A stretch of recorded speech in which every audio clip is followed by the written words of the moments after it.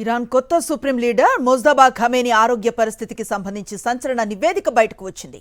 Khamenei అపస్మారక స్థితిలో ఉన్నారని, నిర్ణయాలు తీసుకునే స్థితిలో ఏమాత్రం లేరని ది టైమ్స్ యూకే రిపోర్ట్ చేసింది.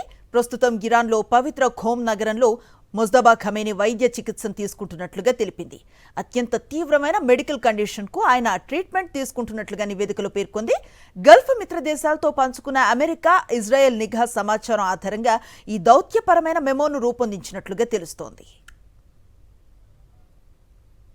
ఫిబ్రవరి 28న ప్రెసిడెన్షియల్ కాంప్లెక్స్ పై అమెరికా, ఇజ్రాయెల్ జరిపిన సంయుక్త దాడుల్లోనే ముజ్తబా ఖమేనీ తీవ్రంగా గాయపడ్డారు.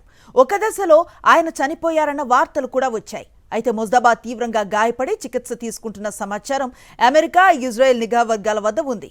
కానీ అతడు చికిత్స తీసుకుంటున్న నగరం గురించిన వివరాలు బయటకు రావటం మాత్రం ఇదే తొలిసారి.